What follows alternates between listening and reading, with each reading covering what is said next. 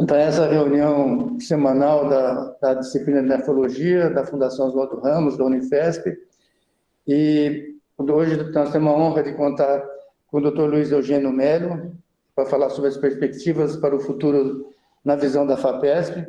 Ele é diretor científico da FAPESP, ele fez toda a sua formação aqui na Escola de Medicina, graduado em 1982, fez mestrado, doutorado, fez pós-doc em neurofisiologia pela Universidade da Califórnia, professor titular do Departamento de Fisiologia da Unifesp, membro da Academia Brasileira de Letras, e além da atividade dentro das instituições públicas, ele dirigiu o Instituto de Tecnologia da Vale do Rio Doce por vários anos, foi diretor de pesquisa do Instituto do DOR de Desenvolvimento, também é uma outra atividade na rede privada, no setor privado, então ele tem experiência nos dois setores, e isso certamente contribui bastante para os projetos e pelo desempenho dele na FAPESP, até para a indicação dele na FAPESP, que é um cargo de uma importância muito grande no meio científico brasileiro.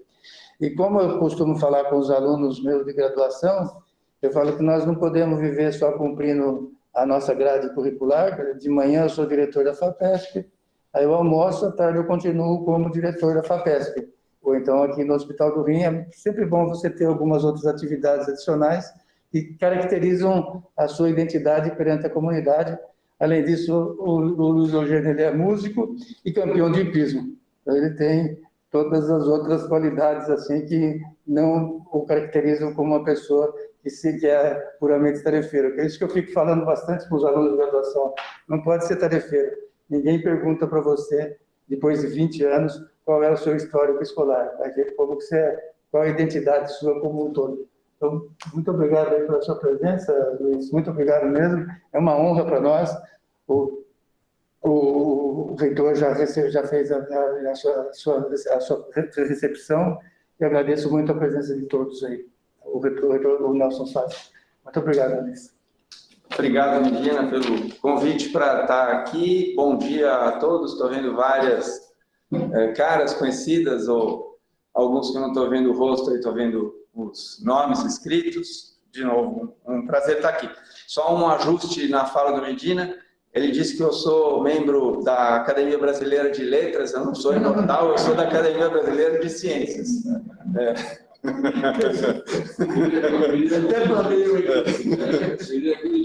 Mas seria na companhia de pessoas absolutamente incríveis, né? A Academia Brasileira de Letras está se renovando na hora que elege a Fernanda Montenegro e na hora que elege o Gilberto Gil. Você fala, nossa, que evolução, que incrível, né? E, de fato, as pessoas são relevantes na linguagem, muitas vezes expressa de uma maneira diferente, né? Então, seria absolutamente incrível, mas essa competência eu nunca desenvolvi, não tenho, o que seja. Bom, tá bom. Aqui, o que eu busquei montar com uma apresentação é essa questão aí da visão de futuro da FAPESP, e tem um preâmbulo que está no primeiro slide. Eu já falei um pouco, mas aqui está descrito de uma maneira mais clara. A FAPESP ela foi fundada em maio de 1962 e hoje ela tem um orçamento de 1% da receita tributária. O governador do estado de São Paulo que fundou a FAPESP é o Carlos Alberto de Carvalho Pinto. E quando ele, ao fim, ele foi um homem público notável, e ao fim da vida pública dele, tem uma frase que é muito emblemática. A frase é assim: se me fosse dado destacar algum fato da minha vida, da minha longa vida pública, eu destacaria a criação da FAPESP. Então, um governador do estado de São Paulo que chega no fim da vida e fala, ó, criar a FAPESP foi a coisa mais sensata, mais importante, ou que seja que eu fiz, é de novo muito emblemático. FAPESP já concluiu mais, esse número 99 mil está atrasado já foram concluídos mais de 100 mil projetos de pesquisa apoiados pela FAPESP, ela já concedeu mais de 150 mil bolsas Eu mesmo fui bolsista, possivelmente vários aqui foram bolsistas da FAPESP, mais de 150 mil bolsas no país e no exterior, e esse aí é o orçamento da FAPESP nesses anos. E se a gente olhar 1 bilhão e 350, 1 bilhão 340, 1 bilhão 370, 1 bilhão 450, 1 bilhão 440, é um número meio que estável, com uma tendência de crescimento, mas o número que eu falei para vocês, 2022, 1 bilhão 855. Então, o que acontece é que o estado de São Paulo cresceu muito de 2020 para 2022, a gente tem inflação, e a inflação deprecia a moeda, então em valores nominais parece mais dinheiro também, mas concretamente, o nosso orçamento aumentou em 450 milhões de reais, do ano 2020 para o ano atual. É muito dinheiro, assim, é um aumento expressivo e, evidentemente, dá para fazer um monte de coisa. Portanto, assumo a FAPESP. Eu assumi a FAPESP, a diretoria científica da FAPESP, em 26 de abril de 2020. Aqui tem algumas coisas importantes também. Eu não tive uma cerimônia de posse. Eu não tive uma cerimônia de posse porque em abril de 2020 a pandemia estava começando a comer solta. Ninguém tinha nem ideia que dava para fazer coisa por vídeo, YouTube, ou como é que chama aí, Zoom. Esses negócios não estavam no nosso cotidiano, no nosso dia a dia. Eu simplesmente tomei posse e comecei a fazer o meu trabalho, mas sem uma cerimônia, não teve nada. E não teve porque não dava para ter. E aí tem outras coisas. Qual era a perspectiva do que ia acontecer com o mundo? Catastrófica, né? Se a gente lembrar de novo, não tinha a menor ideia se, voltando, como é que o vírus ia se espalhar, como é que ia ser o impacto sobre a economia, qual ia ser a disponibilidade de recursos para a FAPESP alocar. As viagens internacionais ficaram todas bloqueadas. Logo que eu assumi a diretoria científica, nós tínhamos 450 bolsistas no exterior. Todos eles voltaram para casa, está todo mundo certinho, ninguém leu no jornal de alguém que ficou perdido, sei lá onde. Então, de novo, tudo isso é um pouco de operação de guerra, né? De você trabalhar uma máquina que é complexa, que tem um conjunto amplo de atividades que se estendem para fora do Brasil, num momento absolutamente de crise. Então, talvez a minha primeira grande preocupação ao assumir a diretoria científica da FAPESP é só garantir que o barco não naufragasse, que ele continuasse no rumo, que as coisas continuassem sendo feitas com as condições que eram possíveis de se trabalhar no próximo. A lógica que está embutida na criação da FAPESP é que a atividade de pesquisa, ela de alguma forma contribui para o aumento da arrecadação, contribui para o aumento da geração de empregos e, consequentemente, isso alavancando mais recursos para pesquisa e aí essa atividade de pesquisa fazendo esse círculo virtuoso e isso alimentando um sistema notável. É interessante a gente observar que a capital do Brasil, ela primeiro foi Salvador, e ali em Salvador foi criada a primeira escola médica do Brasil. Depois, a capital do Brasil mudou para o Rio de Janeiro, e ali foi criada a primeira faculdade de Direito e várias outras instituições, e a capital ficou no Rio de Janeiro até 1961, 59, sei lá, por aí, quando mudou para Brasília. Qual é a unidade da federação que mais produzia ciência em 1960? Rio de Janeiro. Qual é a unidade da federação que mais produzia ciência em 1965? Rio de Janeiro. Qual a unidade da federação que produzia mais ciência em 1970? São Paulo. Qual é o grande diferencial que acontece nesse período? A criação da FAPESP. A FAPESP tinha sido criada 8 anos antes. A criação da FAPESP é um elemento decisivo. É muito difícil, aqui falando de ciência, falar em causalidade é uma coisa difícil, né? Você fazer anos e anos de pesquisa, meta-análise, não sei o quê, para chegar e falar que tem uma relação causal. Mas a evidência temporal é muito sugestiva de que a criação da FAPESP, de fato, contribui para que essa pesquisa se fortaleça no estado de São Paulo e que, de alguma forma, isso também tenha contribua para esse aumento de arrecadação, para aumento de emprego. É evidente que a economia paulista tem outros aspectos aí que traduzem a sua pujança. Próximo. FAPESP aí tem várias modalidades de apoio, desde das bolsas, que estão todas listadas aqui em várias categorias, os auxílios à pesquisa, todos listados aqui em várias categorias. Nós temos programas, e aqui é uma área onde a gente tem trabalhado bastante para fazer ajustes nesses programas. O programa de bioenergia, o Biota, que foi o primeiro dos programas criados, ele tem 20 anos agora, o programa de e-Science e o programa FAPESP de mudanças climáticas globais. E aí tem outros links aqui, tanto para o sistema de análise e gestão de processos, como para o sistema de prestação de contas e várias outras informações disponibilizadas aqui. FAPESP também aqui nessa página tem boas práticas e políticas. FAPESP foi a primeira instituição aqui no estado de São Paulo a formalizar um escritório de boas práticas para olhar questões de plágio e para olhar vários outros aspectos de integridade e ética na pesquisa, que são evidentemente muito relevantes. E a partir dessa atividade aqui, as diferentes instituições, incluindo a nossa aqui, passaram também a contar com escritórios de boas práticas em pesquisa, que é um item absolutamente relevante. Um outro item importante é a difusão do conhecimento.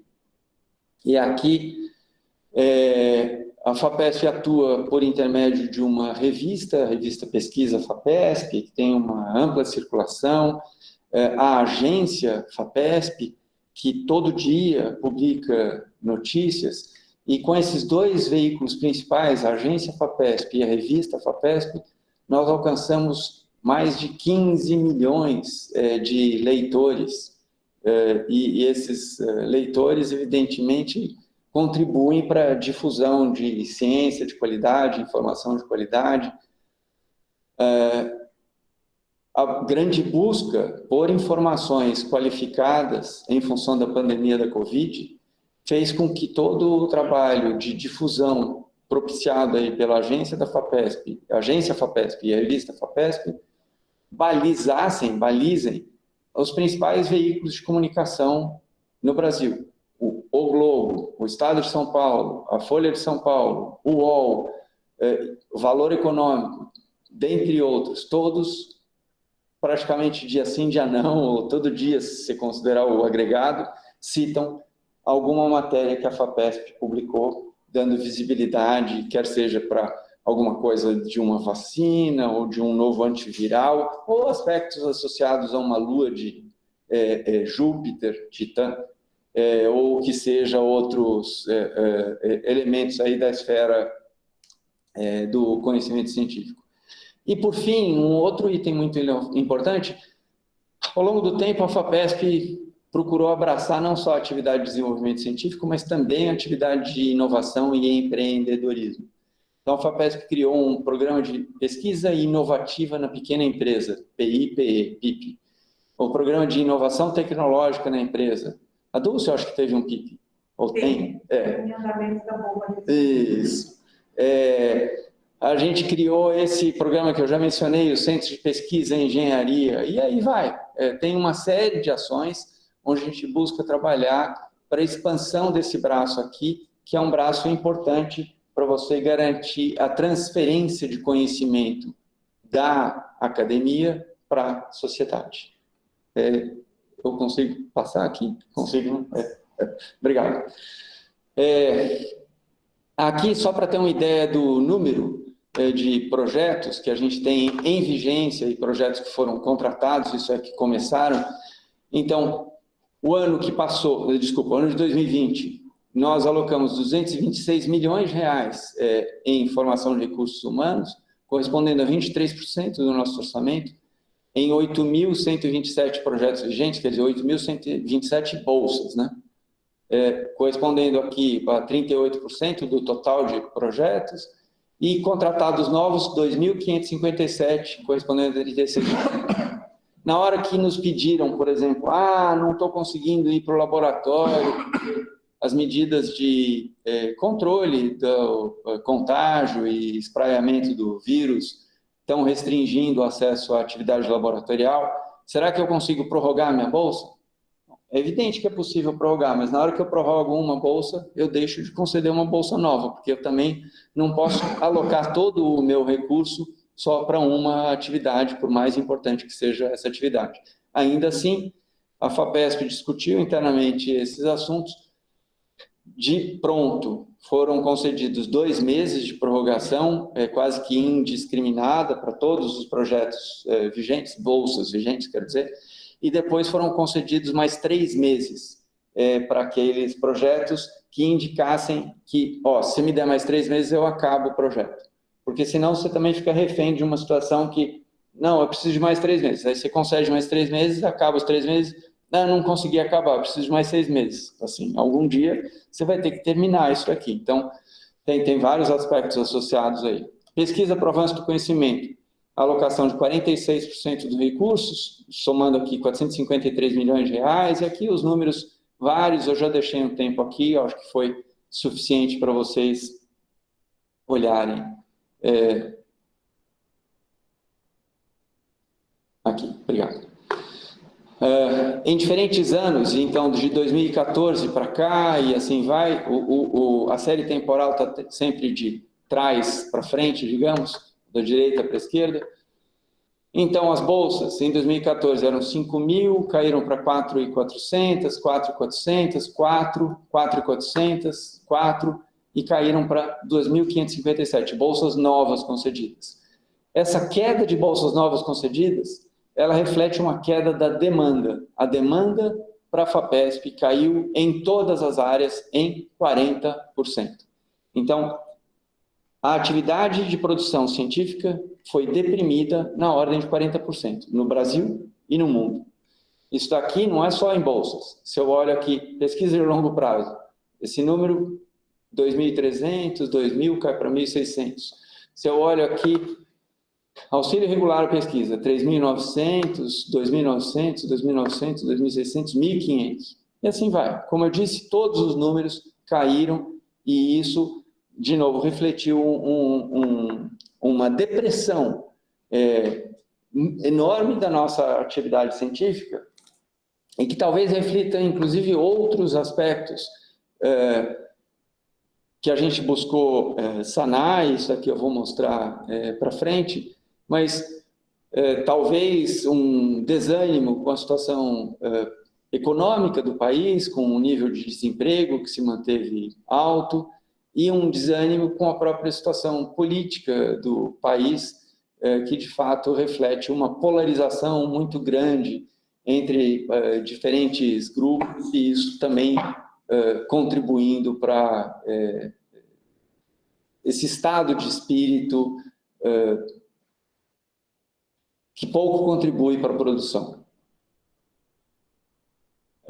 Aqui, a participação das diferentes áreas do conhecimento em solicitações de auxílio regular à pesquisa em 2020 e 2021, até o dia 31 de novembro. Então, nesse caso, quando eu olho aqui, agronomia e veterinária, eles corresponderam a 10% do total em solicitações. Eles corresponderam a 7% do total nas concessões. E aqui, se a gente reflete um número sobre o outro, eles tiveram uma taxa aqui de concessão de 22%. Em 2021, esse número aqui mudou para 46%, porque, de novo, se eu tenho uma queda desse número daqui, eu posso talvez mantendo esse número daqui relativamente estável, esse número daqui, se vocês olharem, compara esse 36% do total com esse 32% do total, significando que no ano de 2021 a FAPESP conseguiu, para os projetos de qualidade que foram submetidos à agência, ter uma taxa de concessão melhor do que em 2020, porque na prática a gente estava lidando com uma demanda reprimida e, de outro lado, a principal queda da o principal nível de queda da demanda não foi nos projetos qualificados. Se eu olho para os projetos temáticos, a maior parte deles continuaram com pouca alteração. Se eu olho para os projetos dos CEPIDs, continuaram com poucas alterações. Os projetos que mais tiveram alteração foram os pequenos projetos, auxílio regular à pesquisa, uma bolsa isolada de iniciação científica. Esses se traduziram não só em queda de demanda, mas em maiores solicitações de prorrogação, em maiores desajustes na execução dos seus projetos. Aqui, falando especificamente da área da saúde, a principal área em termos de volume de solicitação, a área da saúde sozinha corresponde a 43% de todas as solicitações de qualquer coisa na FAPESP e corresponde proporcionalmente também a um bom número do que é concedido. Então, solicitação é isso, concessão é isso, e a relação entre os dois, traduzida de uma outra forma, vai dar isso. De novo, esses números têm pequenos ajustes de um ano para o outro. Aqui a gente está mostrando só auxílio regular, né? Aqui, falando de auxílio temático, de novo, a área da saúde, ela está na mesma ordem de grandeza, de proporcionalidade. Aqui, de novo, as taxas de concessão, os números que a gente observou em 2020 e os números que a gente observou em 2021, e aqui colocadas todas as diferentes áreas de conhecimento. Em áreas onde a matemática e estatística, o número de bolsas solicitadas é baixo, mas se eu olho a taxa de concessão, é super alta. Então, no fim das contas, a chance de você ter uma bolsa concedida acaba sendo maior proporcionalmente. Isso daqui são maneiras a gente equilibrar esses diferentes áreas do conhecimento que não necessariamente têm uma demanda tão grande, mas que têm pedidos qualificados. Evidentemente, a qualidade do pedido é sempre um item importante. Aqui, falando da Unifesp especificamente, entre 2017 e 2021, a Unifesp se beneficiou de 1.380 bolsas e 812 auxílios à pesquisa. Na área especificamente de medicina, a gente tinha ali 1.876 bolsas vigentes e 1.010 auxílios vigentes. A Unifesp, representando especificamente aqui da medicina, 18,7% das bolsas e 25% dos auxílios. São números importantes se você considerar que o Estado de São Paulo tem outras instituições de muita qualidade, a começar pela Unesp de Botucatu, a FAMERP em Ribeirão Preto, em São José do Rio Preto, a USP em Ribeirão Preto, a USP em São Paulo, a Unicamp, sei lá, aqui eu falei, começando pela Unesp, indo para a USP, indo para a Unicamp, e tem várias outras instituições. Então, a gente ter esses percentuais aqui, eu acho que é emblemático da qualidade da atividade que é feita aqui, e, por outro lado, é muito competitivo, porque tem, evidentemente, qualidade nessas outras instituições que eu mencionei. As novas iniciativas que foram implantadas nesse ano de 2021 e que serão desenvolvidas no ano agora de 2022, elas são várias. A primeira delas é absolutamente relevante aqui para a Escola Paulista de Medicina. É o programa MD-PhD. A diferença dessa modalidade na Escola Paulista de Medicina foi implantada, sugerida pelo professor Durval Rosa Borges, sei lá quando, muito tempo atrás. Nosso saudoso e querido Durval. Durval propôs essa modalidade, ele mesmo orientou alguns estudantes nesse perfil aí. Teve muita discussão na Escola Paulista de Medicina, porque isso aqui era visto como um atalho para os biomédicos se tornarem médicos, ainda que isso também fosse uma possibilidade para os médicos fazerem o doutorado antes de concluir a própria graduação em medicina. Quando eu entrei na FAPESP, veio uma proposta do professor Lício Veloso, da Unicamp, que coordena esse programa na Unicamp, endossada pelo professor Francisco Laurindo, da Faculdade de Medicina da USP, e discutida aqui também com a Unifesp, a gente estruturou. O que é o diferencial aqui? Quando é que eu posso receber uma bolsa de doutorado? Bom, um dos pré-requisitos é graduação concluída. Mas como é que eu vou receber uma bolsa de doutorado se eu sequer concluir a minha graduação? Então, como esse programa não é para todo mundo, é um programa muito restrito, foi feito de uma forma tal e criado, e a professora Catarina Porto, que é hoje minha assessora lá na FAPESP, estruturou junto com outros colegas essa proposta que foi validada, já está vigente e que permite alunos de graduação receberem uma bolsa de doutorado, claro, tem que mandar o projeto, tem que pedir, no âmbito de uma bolsa MD-PhD, isto é, mesmo sem ter concluído a graduação. Evidentemente, a gente entende várias outras nuances, tem aí, a gente buscou cuidar para que isso funcione e dê certo. Vamos ver. Uma outra iniciativa são essas bolsas de iniciação científica no programa Aristides Pacheco Leão. Aristides Pacheco Leão foi um neurocientista brilhante que descreveu um fenômeno chamado depressão alastrante, ou também conhecida como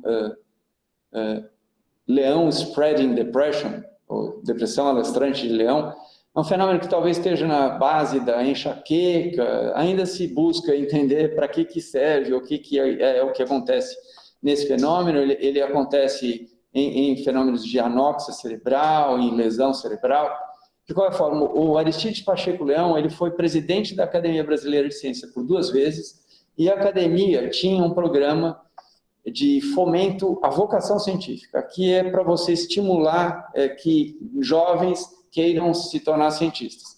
Nesse programa e nessa modalidade, o que nós estamos fazendo é estudantes do estado de São Paulo podem pleitear a bolsa e fazer estágio no laboratório de um membro da Academia Brasileira de Ciências, porque isso é só para os membros titulares da Academia Brasileira de Ciências, num outro estado.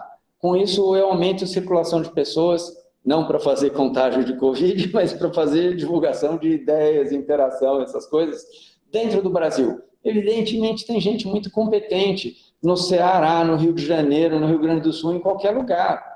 Mas a gente tem poucos mecanismos para interação entre nós. Então, aqui, você pega cientistas do estado de São Paulo e pode mandar para fora do estado de São Paulo. Em paralelo, cientistas desse qualquer outro estado da federação podem pedir uma bolsa dessas para ficar com um cientista, membro da Academia de Ciências, no estado de São Paulo. Para incentivar ainda mais, essa bolsa vem com enxoval. Então, você ganha um recurso, eu não lembro agora, R$10.000, eu não lembro qual era o montante, para pagar insumos, reagentes, além, claro, de você pagar a viagem, pagar a estadia, não sei o quê. A gente tem muita expectativa, é um programa que já existia na Academia Brasileira de Ciências, a gente está estimulando, foi lançado no final do ano passado pelo professor Luiz Davidovich, que é o presidente da ABC, por mim, e vamos ver o que dá. Um outro programa é chamado Projeto Mentoria. Esse projeto liderado, de novo, pela professora Catarina Porto, mas com uma participação ativa de vários colegas que estão lá na FAPESP, junto conosco. E, nesse caso, o que acontece? A maior parte dos nossos pós-doutores, eles ficam trabalhando, eles vêm trabalhar em um dado laboratório, em um determinado projeto, e o objetivo central é a atividade de pesquisa naquele projeto. Mas pouco se faz pela formação dessa pessoa como um pesquisador, como um cientista.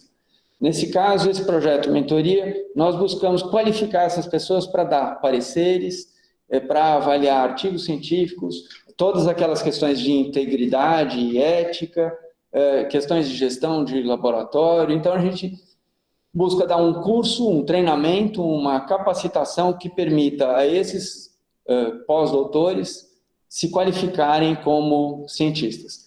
Eu tinha uma preocupação muito egoísta inicial aqui, que é de qualificar os meus pareceristas, porque pouco me adianta se eu mando um projeto para o Medina, e o Medina me devolve o projeto falando assim, currículo do orientador, bom, qualidade do projeto, adequada, não sei, lacônico assim, ele me dá parecer que tem uma palavra, é inútil, não adianta para nada, eu preciso de um parecer. O projeto é bom porque isso. No entanto, se tivesse isso, crítica. A análise crítica é um aspecto que nós brasileiros não somos exatamente treinados. A gente, inclusive, tem uma sociedade que é muito contemporizadora e a gente não gosta de falar coisa ruim na frente, a gente, não, tá bom, não sei o que e tal, e busca acomodar. Isso não ajuda num processo que você tem que avaliar e onde a crítica tem que ser recebida no valor que ela tem. A crítica sempre nos permite, se a gente entender o valor da crítica, a gente cresce, que a gente melhora, a gente pode ajustar. Então, esse projeto Mentoria busca fazer com que os avaliadores da FAPESP tenham uma capacidade avaliativa muito melhor. 2 novos projetos que foram lançados no final do ano passado, começo desse ano, que fazem parte do programa Nova Geração. Esse projeto inicial, o que a gente viu era o seguinte, de novo, tomando o Medina, a Dulce aqui como vítimas, né, como referências. Se a Dulce pede uma bolsa na FAPESP para um estudante dela, qual é a chance dela ganhar? Enorme, porque ela está consolidada, ela está lá há 30 anos como pesquisadora, ou sei lá, 30, né, um número genérico. Então, um tempão como pesquisadora, tem uma tradição, é fácil, ela consegue a bolsa. Nem todas, é verdade, porque é competitivo o sistema, mas consegue. Digamos que vai uma pessoa que acabou de ser contratada, essa pessoa vai lá e pede a bolsa. Qual a chance da pessoa receber um projeto? É baixíssima. A gente olhou a estatística. É muito baixo. As pessoas que acabaram de ser contratadas, elas foram contratadas como professor, como pesquisador numa instituição no estado de São Paulo. Ótimo, elas podem pedir recurso para o FAPESP. Quando você vê a taxa de sucesso que esses pedidos têm, é muito baixa. Por quê? Porque o pedido dessa pessoa é julgado junto com o pedido da Dulce. Quem que vai ter o melhor currículo? É claro que a Dulce está na praia faz tempo. Quem que vai ter... Tudo vai confluir para ela. Então, esse sistema é um sistema que, evidente, está bom porque ele valoriza quem tem qualidade. Eu já sei que ali é bom. Mas, de outro lado, ele dificulta para quem está começando. Então, esse projeto inicial é um programa para pessoas que foram contratadas há até 8 anos. Então, todo mundo que foi contratado há até 8 anos, e aqui há até 8 anos, também tem... A gente ficou pensando, contratados há não mais que 7 anos. 7 anos, 11 meses e 29 dias. É 7 anos ou é... Então, ao invés de até, pelo menos, a gente usou uma palavreado que baliza certinho e ficou 8, quer dizer, é tudo que seja menos de 8. Se for 8, acho que não pode, né? Então, tem que ser 7,99, pode. E o que esse projeto inicial dá? Ele dá um auxílio regular à pesquisa, ele dá bolsas como item orçamentário, então eu posso pedir, eu não lembro mais quantas são, 2 bolsas de doutorado, 2 bolsas de mestrado, 3 bolsas de iniciação científica. Nossa, é uma bênção, né? Porque no fim das contas, você cria um canal exclusivo para facilitar a chance de pessoas jovens contratadas em instituições de ensino superior ou de ciência e tecnologia no estado de São Paulo para seguirem. Então, aqui a gente está buscando dar um alento. Quando eu falei do desalento, a gente está criando uma oportunidade de falar, você que acha que não consegue porque pediu dinheiro na FAPESP, a FAPESP não te deu o que você pediu, não sei o quê. Não, a gente agora acabou de criar uma porta que olha para você, para todo você que tenha 8 anos, não sei o quê. Aí a gente buscou olhar quantas são as pessoas que foram contratadas nesse período de tempo. E tem, sei lá quantas, mais de 2.000, não lembro agora o número. Você olha para Unifesp, Federal do ABC, Federal de São Carlos, ITA, Mackenzie, USP, Unicamp, né? Olha para todo o sistema de ciência e tecnologia do estado de São Paulo, são milhares de pessoas que foram contratadas, então tem um público significativo, representativo aí, e a gente espera com esse programa, projeto inicial, conseguir dar esse alento, esse passo. O programa Geração é um programa mais ambicioso ainda. Nesse caso, a história é assim. De novo, vamos escolher a Dulce de vítima aqui. Uma pessoa que trabalhou com a Dulce. Aí fez mestrado com a Dulce, e aí fez doutorado com a Dulce, fez pós-doutorado com a Dulce. Qual a chance que essa pessoa tem de desenvolver um pensamento independente? Aí é baixo. Porque se você olhar, ela fez toda a vida com a Dulce. Então, o primeiro aspecto é que a FAPESP busca desestimular a endogenia. A gente busca fazer com que, se você fez mestrado num lugar, você faça doutorado no outro. E, sobretudo, se você fez mestrado e doutorado num lugar, você não faça, a gente não dá o pós-doutorado no mesmo lugar. Assim, isso ninguém ganha. Nesse caso específico, alguns dos alunos da Dulce provavelmente tinham independência, autonomia suficiente para, mesmo durante a formação no laboratório da Dulce, terem produzido fora. Isto é, eles fizeram um trabalho com Elinho, ou fizeram um trabalho com Medina, ou fizeram um trabalho com Drive, sei lá, um trabalho com qualquer outra pessoa aqui da disciplina. É possível. Não é frequente, não é toda hora que tem isso, mas de vez em quando aparece um aluno aqui ou ali que tem mais drive, que tem um desempenho além. A ideia aqui é capturar esses jovens no seguinte sentido.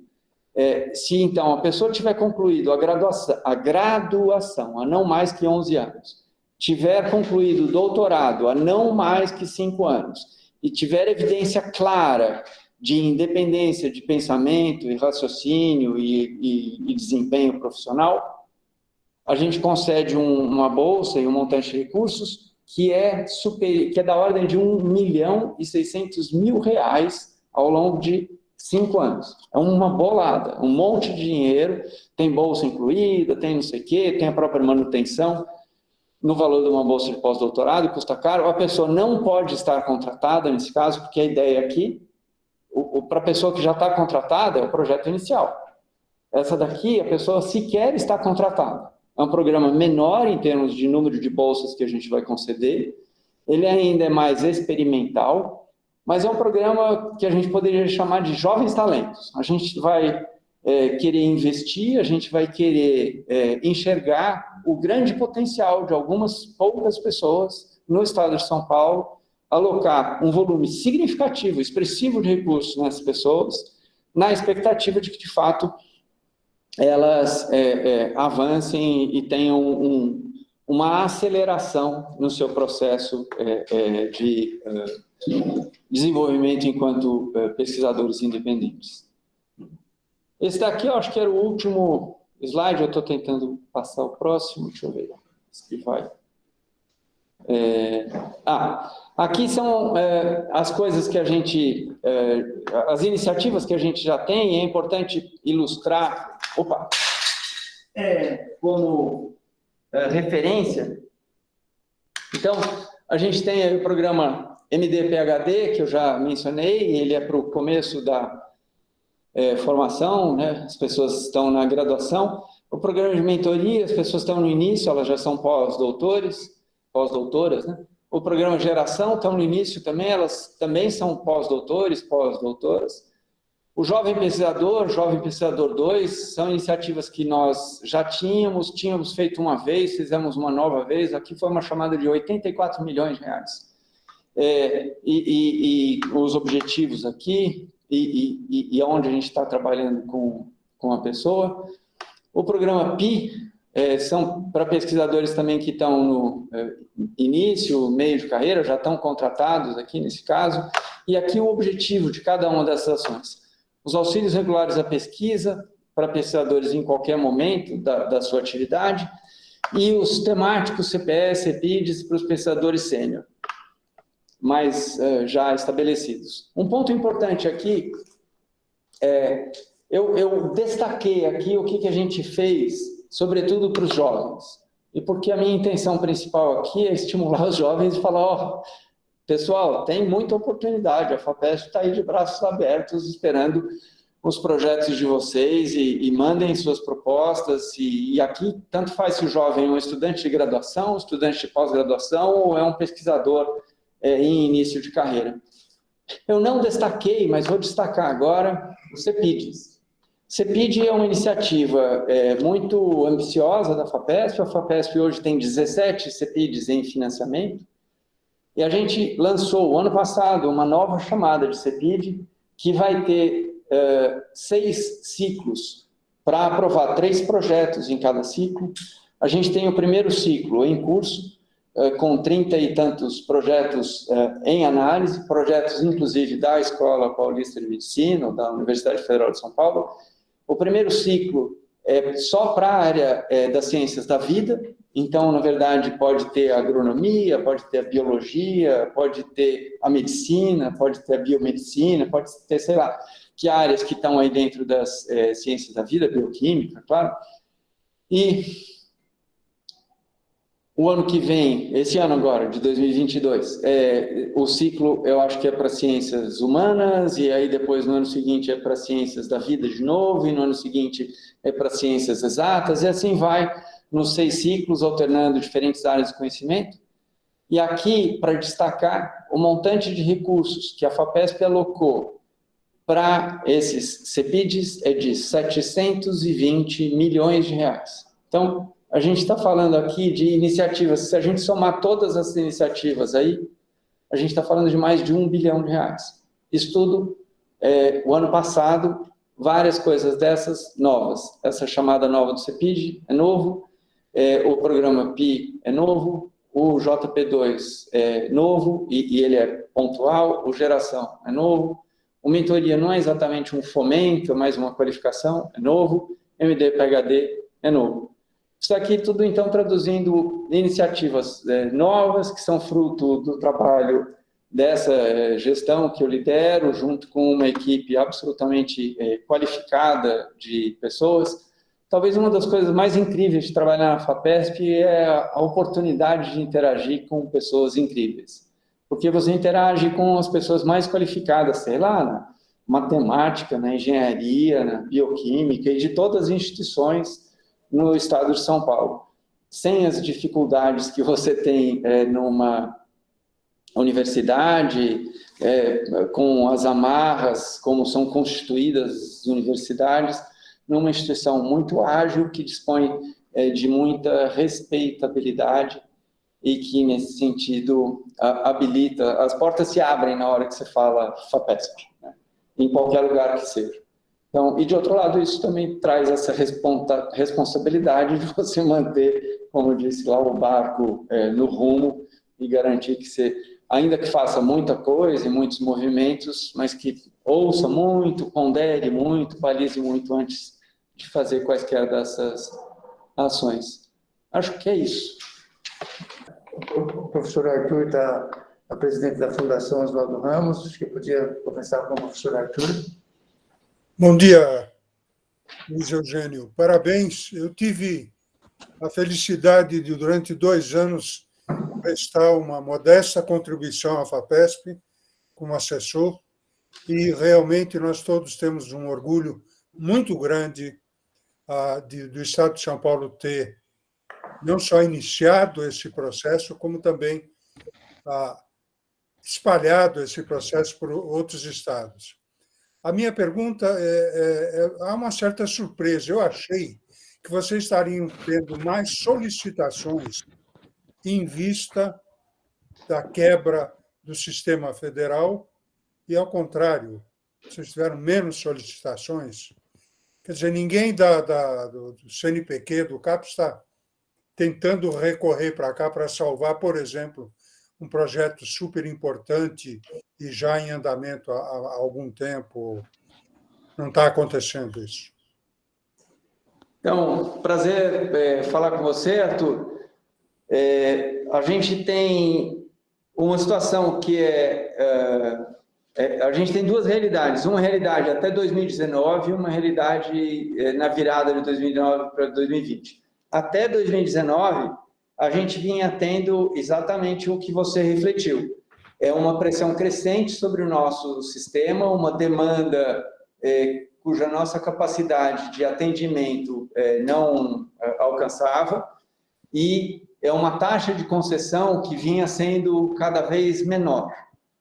E os processos de análise eram progressivamente endurecidos, porque a gente tinha que selecionar de uma maneira cada vez mais exclusiva e mais excludente.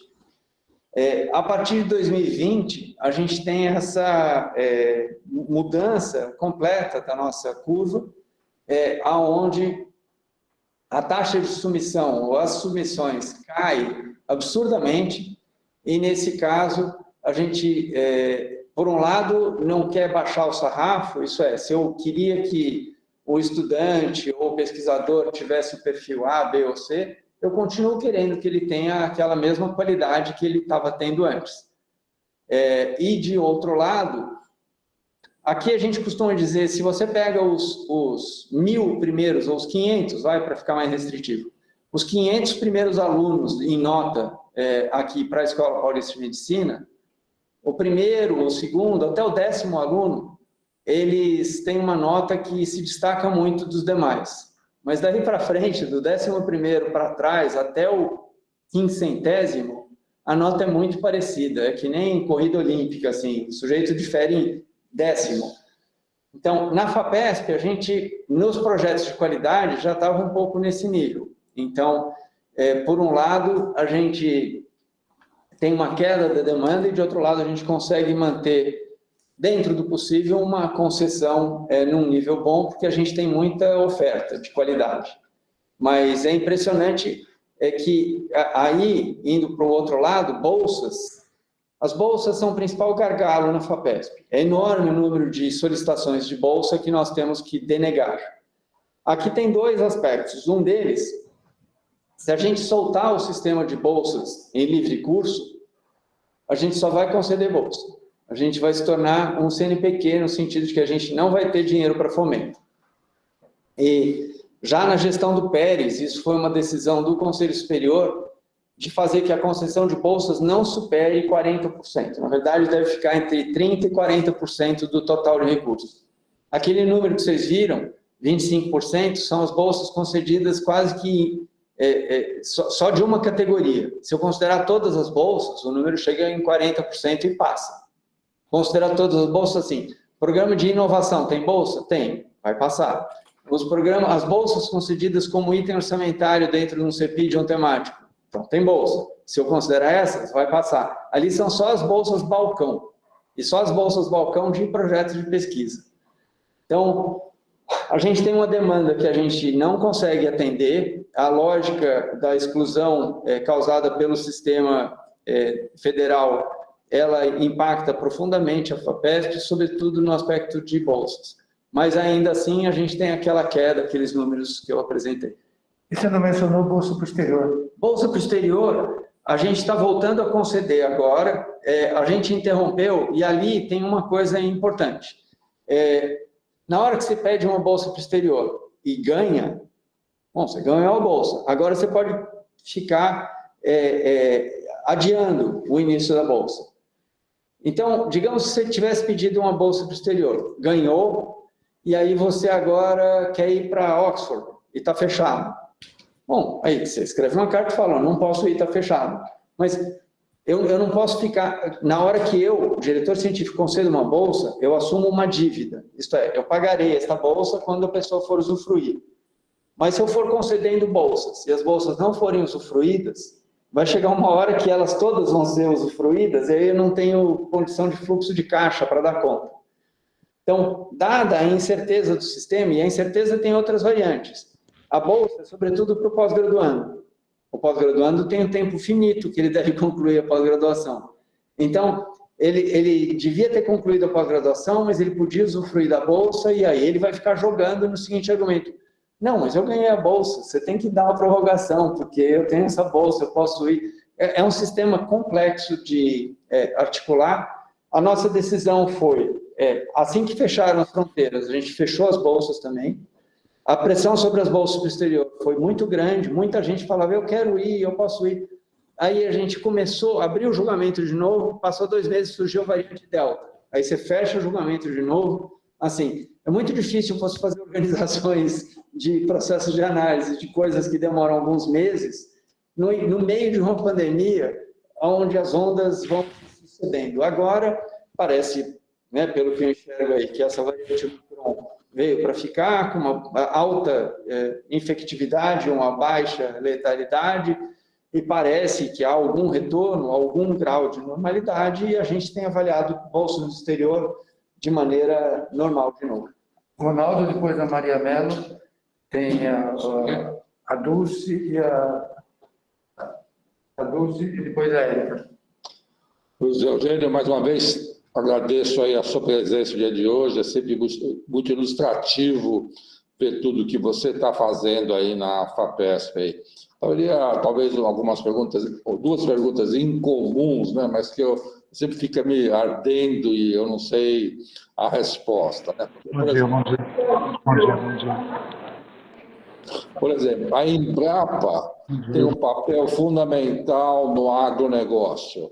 Ela tem uma estratégia que eu não conheço muito bem, mas a gente sabe que o agronegócio jamais funcionaria sem o Embrapa, e a Embrapa funciona de uma forma diferente da FAPESP. Né?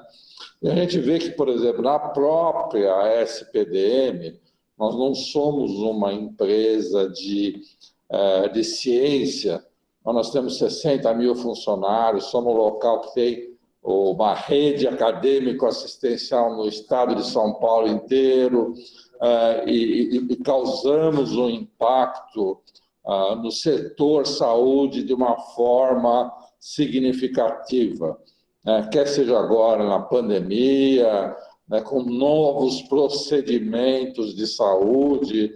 Eu não seria ingênuo a ponto de falar que nós tivemos um impacto na melhoria global da saúde no estado de São Paulo, uma parte devido à organização e à disponibilidade técnica da SPDM.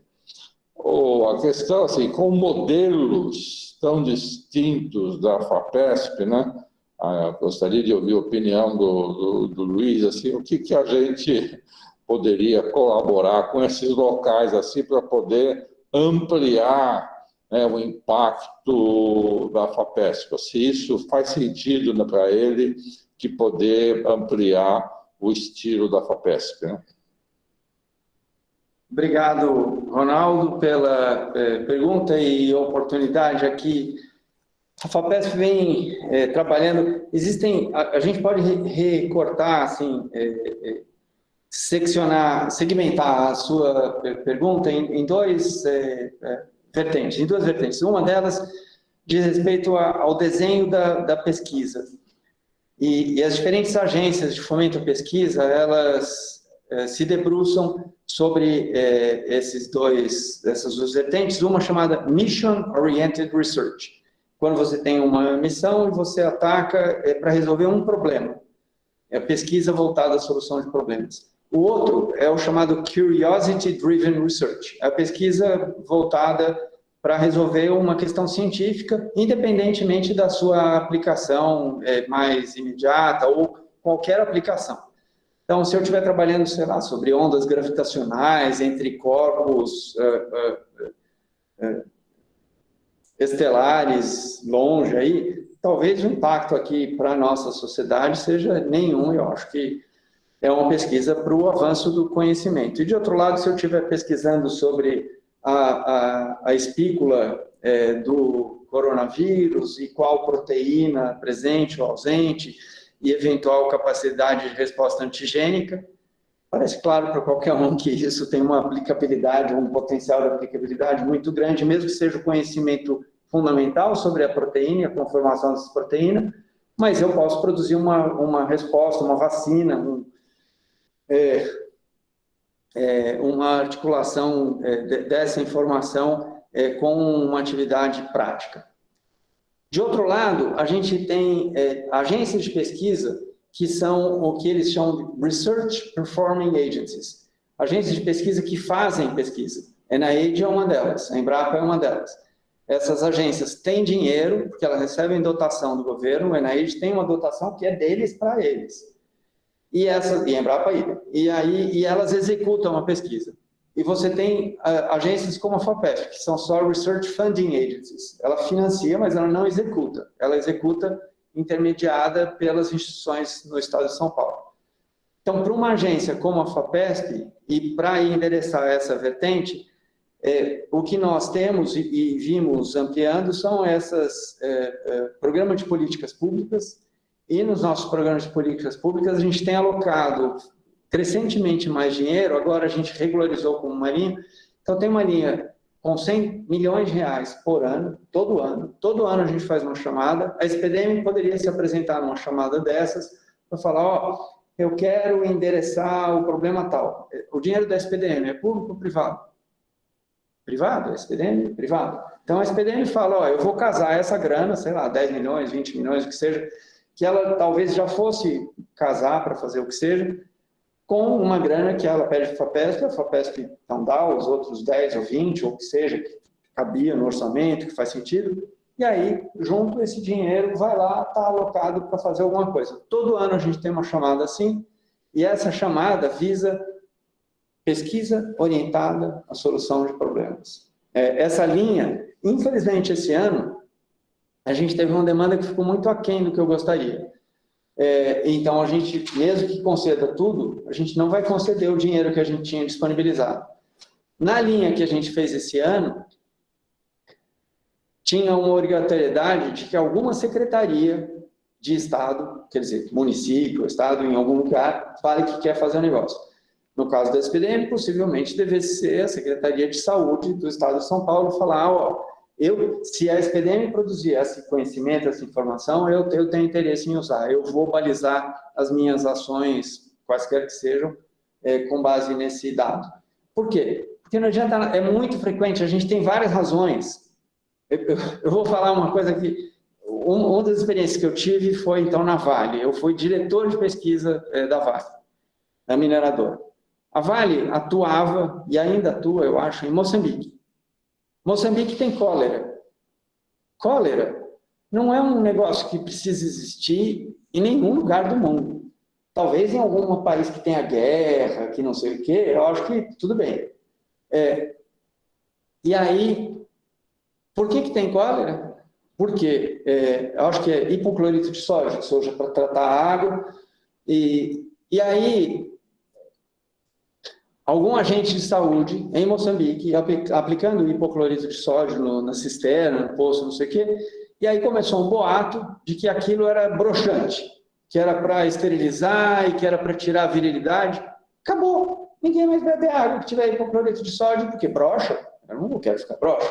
Então, assim, o conhecimento, hipoclorito de sódio esteriliza a água? Sim. Alguém tem dúvida disso? Não. Mas aí chega na hora de usar, se você não tiver um sociólogo, um psicólogo, um sei lá quem, um antropólogo, você pode matar o negócio. Matar literalmente, né? Porque as pessoas morrem de cólera, que é um negócio que não precisava matar ninguém. Então, não basta o conhecimento existir. O conhecimento tem que existir e você tem que ter uma manha, né? Você tem que ter uma capacidade de usar esse conhecimento. Mas os entraves para aplicar o conhecimento, eles são múltiplos. E eles envolvem que o executor queira aplicar.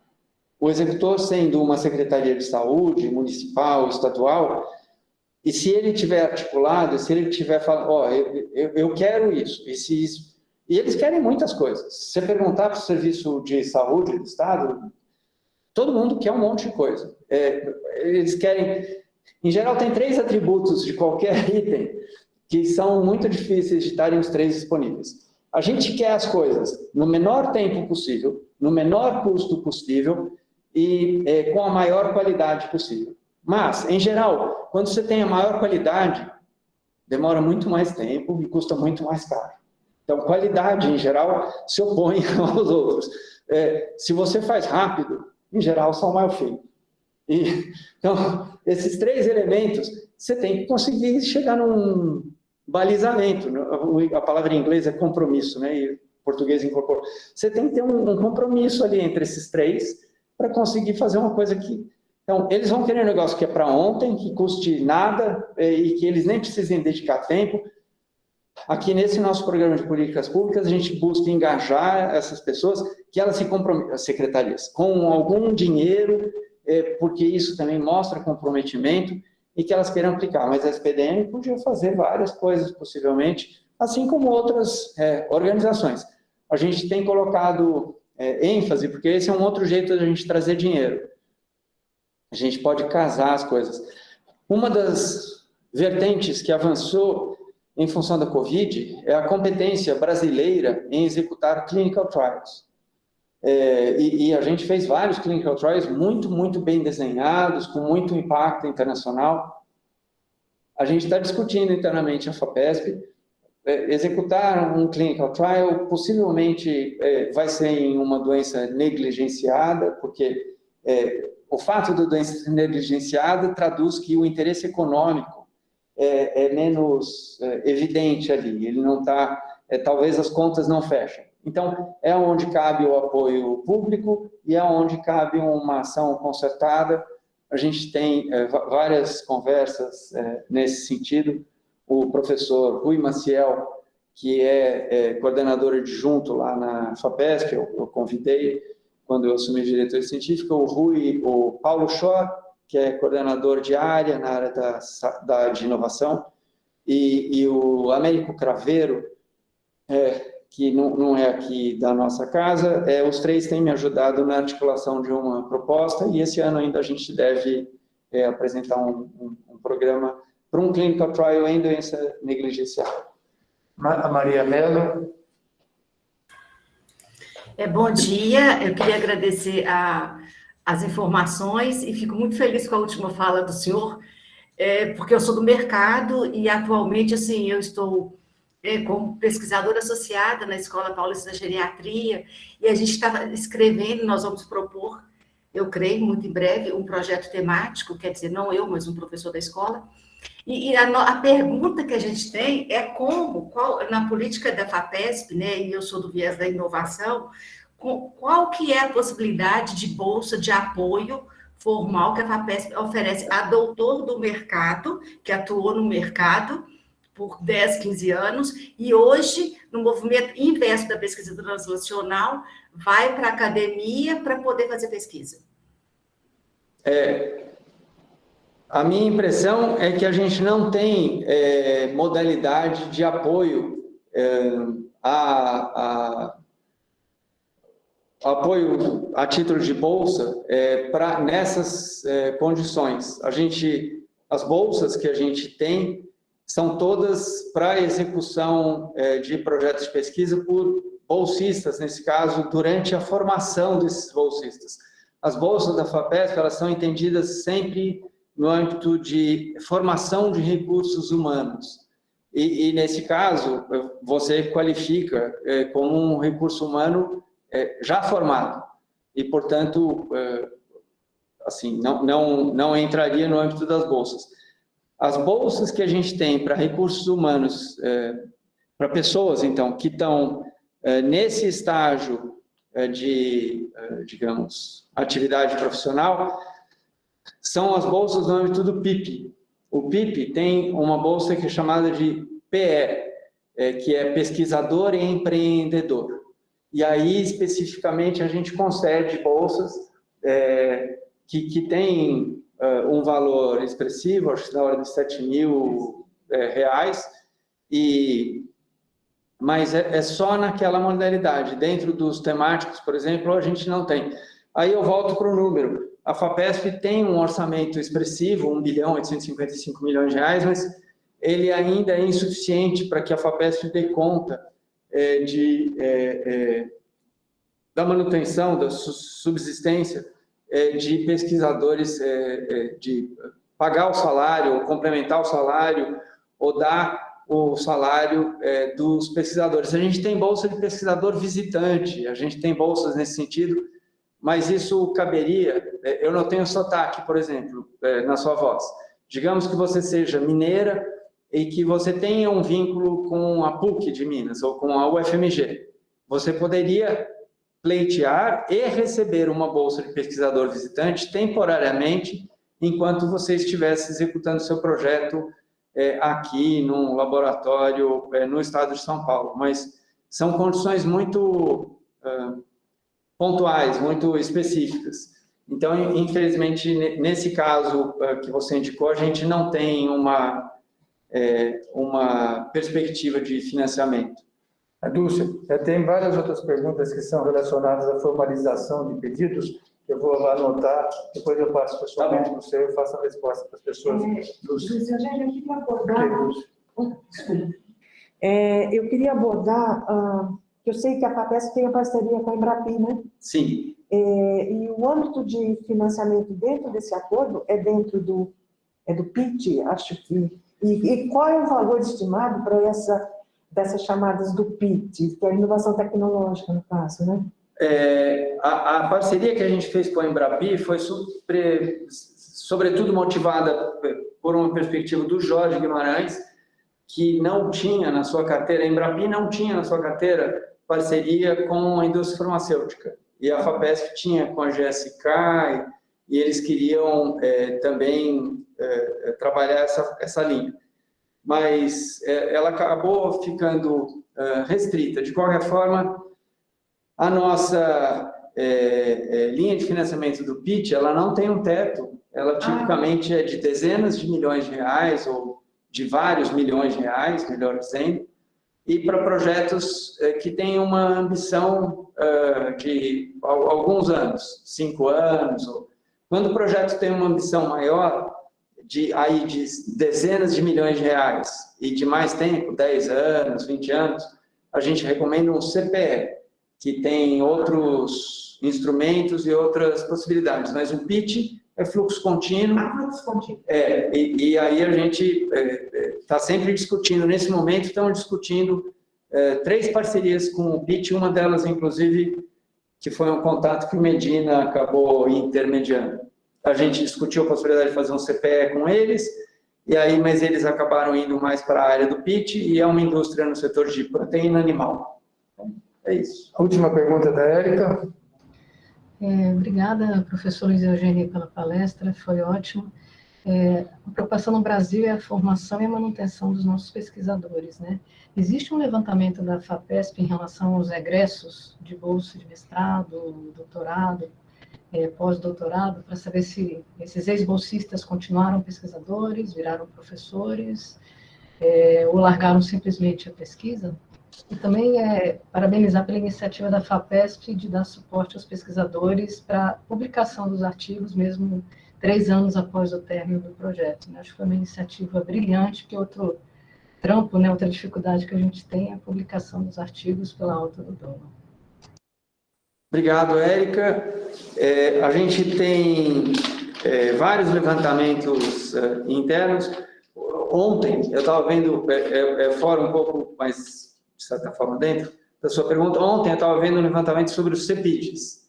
E para mim, a pergunta é como um investidor, né? Eu tenho lá R$1 bilhão, aí eu posso colocar 1 milhão na mão do Medina, 1 milhão na mão do Ronaldo. Mas eu só tenho 1 milhão para colocar, ou vai ser na mão de um ou do outro. Onde o dinheiro vai ser mais efetivo? Talvez eu não possa comparar, porque é diferente eu fazer um transplante renal e os benefícios associados versus tratar um dependente de drogas e os benefícios associados. Então, você começa da dificuldade da comparabilidade das diferentes áreas. Ainda assim, a gente buscou fazer uma análise geral, e a nossa leitura, em todas as métricas que a gente pegou, e se a gente pega os CEPIDs que foram concedidos na primeira rodada versus quem pediu, mas não ganhou o CEPID na primeira rodada. Os CEPIDs que foram concedidos na segunda rodada versus quem ganhou e não pediu o CEPID na segunda rodada. E você pega só o top, assim, e compara esses grupos. Existe uma evolução temporal em índice de impacto, em número de citações, em Field Weighted Citation Impact, em vários indicadores. Então, constantemente a FAPESP está fazendo processos de avaliação. Na gestão do meu antecessor, o Brito, professor Carlos Henrique de Brito Cruz, esses processos de avaliação, eles eram sobretudo conduzidos pelo professor Sérgio de Salles, da Unicamp. E o Sérgio Salles fez um monte de avaliações de pós-docs, ou JP. Então, para onde foram os nossos JPs, jovens pesquisadores? Quantos deles ficaram fixados aqui? Quantos continuam a executar atividade de pesquisa? Quantos evoluíram para pedir um projeto temático? E assim vai. Então, diferentes perguntas têm diferentes, claro, objetivos aí. Uma pergunta recente que a gente fez foi sobre gênero. Por exemplo, homens e mulheres, então, meninos e meninas, digamos, né? Bolsa de iniciação científica. Quantos pedidos de bolsa de iniciação científica a gente tem de meninas e quanto de meninos? E, nesse sentido, qual é não só o número de pedidos, mas a taxa de concessão, e de diferentes bolsas até projeto temático. e a gente busca com isso ver se a gente tem que ter alguma política, alguma ação afirmativa com relação à equidade de gênero, por exemplo. E aí, nesse âmbito, a FAPESP lidera discussões no mundo sobre equidade de gênero e o que fazer, o que não fazer. Equidade racial ou diversidade racial é muito mais complexo, porque a gente tem muito menos gente de cor de pele preta pedindo coisas na FAPESP. Então, se eu não tenho gente pedindo, eu tenho que atuar num outro nível, que é a formação dessas pessoas. Na fuga de cérebros, assim, nós temos casos. Então, a gente tem também, e a gente tem tido fuga de cérebros. Aqui tem vários aspectos. Talvez o principal é a expansão do nosso sistema. Então, por um lado, a gente tem tido uma derivação que é a seguinte. Antigamente, todo mundo que fazia mestrado ou doutorado ia para a atividade acadêmica. Crescentemente, ainda pequeno, mas é muito grande a tendência, essas pessoas têm ido para empreendedorismo. Elas se tornam empreendedoras. E isso é muito bom. Porque continua aqui. Eu gosto de citar muito uma ex-aluna do laboratório biomédica aqui da Unifesp. Ela é hoje responsável por análise de dados da Globo. Acho que você pode falar, ela não virou uma cientista. Nossa, ela reteve tudo que ela aprendeu como cientista e ela certamente faz aquilo lá com uma qualidade. Então, a gente contribui para o sistema de uma maneira ampla. O valor é que, enquanto as pessoas ficam no Brasil, elas retornam para o Brasil. E quando elas saem do Brasil, nesse caso da fuga de cérebro, aí é pior. Mas a fuga de cérebro ela é determinada, os determinantes são múltiplos, envolvem a situação político-econômica do país, a perspectiva de futuro. Então, é bem mais difícil trabalhar essa vertente, mas é isso. Só antes de passar a última palavra para o Luiz, eu queria anunciar a próxima reunião. A reunião aqui, embora seja disciplina de nefrologia, o hospital seja o Hospital do Rim, esses 2 anos nós estamos bastante concentrados em doenças infecciosas, até porque a maior parte dos pacientes nossos são imunossuprimidos, e o Covid foi o que predominou. Mas, recentemente, agora teve um surto de influenza, totalmente fora da estação de influenza, com uma nova variante. A doutora Nancy Belay vai falar na próxima semana sobre a influenza, vai fazer a epidemiologia, associação com outras infecções, como nós estamos vivendo agora, a influenza e o Covid, a proposta de vacinação, a eficácia da vacinação e o que tem de tratamento, que é o que nós estamos tentando discutir, vamos tentar discutir nessa próxima reunião. A Nancy sempre colabora bastante conosco aqui. Eu queria, mais uma vez, agradecer, Luiz, agradecer até pela toda a história, como eu lido bastante com alunos de graduação, com pessoas que estão em formação. Eu sempre insisto bastante para que as pessoas adquiram habilidades adicionais e vão para outras instituições, como você falou, ter formação, complementar a formação, iniciar numa instituição, ir para outra instituição, depois ir para o exterior. E você mesmo tem uma história que você trabalhou bem concentrada na área acadêmica, pública, depois no setor privado, que vai formando a pessoa, vai ganhando uma identidade para que você possa se tornar, como você se tornou, diretor científico da FAPESP, que é um cargo excepcional, que dificilmente alguma pessoa atinge esse cargo sem uma formação que você teve em todos os setores, aí tem cabeça aberta para tudo. Então, eu queria te agradecer, em nome da disciplina de nefrologia, da Unifesp, do Hospital do Rim, da Fundação Oswaldo Ramos, do Hospital São Paulo, a tua presença, a tua fala e a motivação que você trouxe para todos nós aqui. Muito obrigado. A última palavra é sua. Obrigado, Medina. Eu que agradeço o convite, continuando nessa linha do que você falou.